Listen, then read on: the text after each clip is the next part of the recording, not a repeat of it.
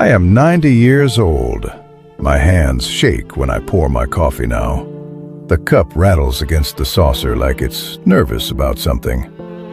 My knees sound like old wooden doors every time I stand up, and my eyes, well, they don't see the world the way they used to. But there is one thing that has become clearer with age: the truth.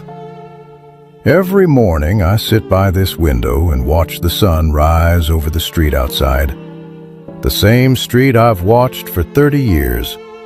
People rushing to work, cars passing by, a young man walking his dog while staring down at his phone. Life moving fast.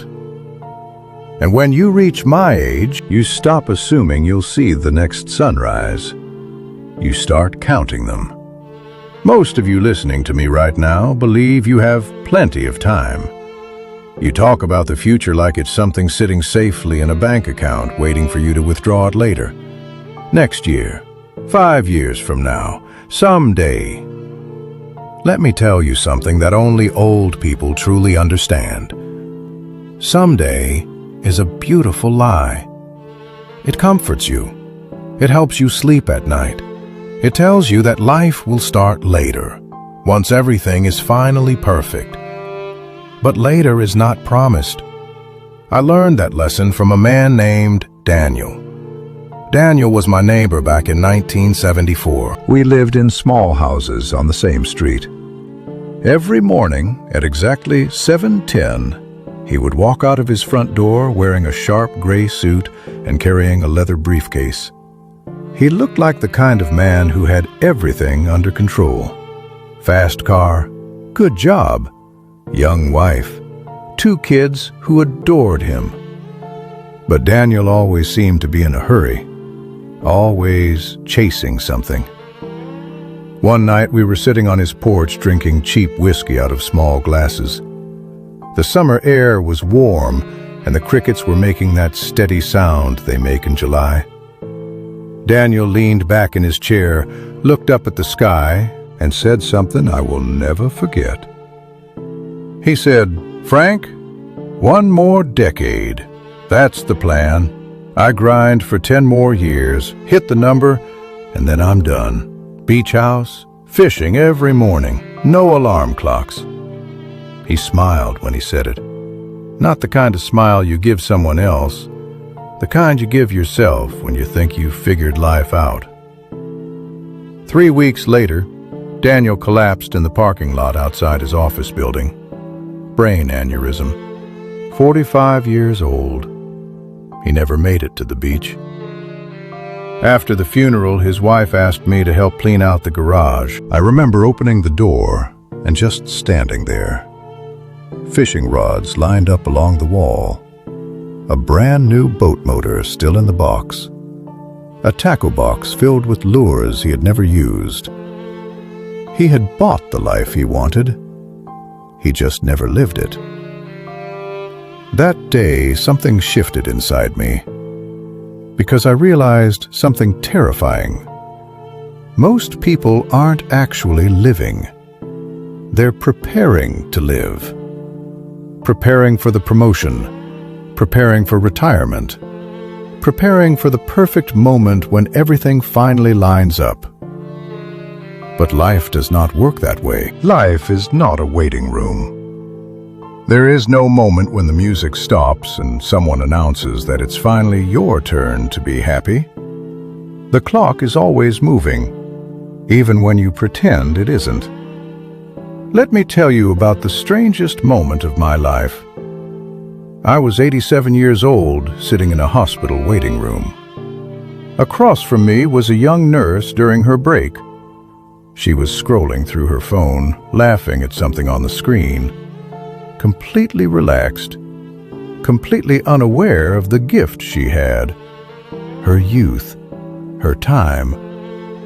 And I remember looking at her and realizing something that made my chest feel heavy. I would trade every dollar I ever earned, every house I ever owned, every achievement I ever chased, just to be her age again for 1 week.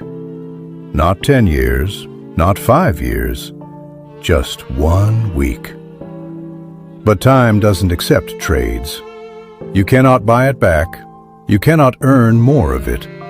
You can only spend it. And most people spend it carelessly. They spend it worrying about things that will not matter in 5 years. Arguments, status, trying to impress people who barely notice them. I used to think success meant having more money, more recognition, more things. Then my wife died. 42 years of marriage ended in one quiet hospital room. After she passed, the nurse handed me a small cardboard box.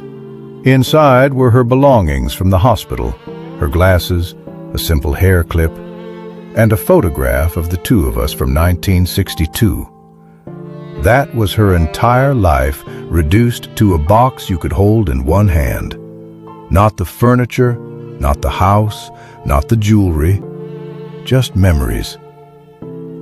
And that's when the truth finally settled in my bones. The only things that survive you are the moments you shared with other people. Everything else fades. Your job will replace you. Your house will belong to someone else. Your clothes will end up in a donation bin. But the way you made someone feel, that echo lasts longer than you do. When I sit here now at 90 years old, I don't replay my business deals in my head. I don't think about the contracts I signed or the money I made. I remember my wife laughing in the kitchen while burning pancakes. I remember my daughter running toward me when she learned how to ride a bike. I remember helping a stranger push his car through the snow one winter night. Those are the things that stay, not the trophies, not the titles. So, here is my advice, and it is painfully simple. Call the people you love. Forgive the people you hate. Take the trip you keep postponing. Tell someone you care about them before pride convinces you to stay quiet. Stop waiting for permission to live your life, because one day you will wake up and realize something terrifying. The future you were saving your happiness for is gone, and the only thing left is the past. I am 90 years old, and if I could give you one gift, it would not be money. It would not be success. It would be this feeling I have right now. The awareness that time is fragile. Because once you feel that, you stop wasting it. Now go, before you become someone like me, sitting by a quiet window, watching another sunrise, and wondering where all the years went.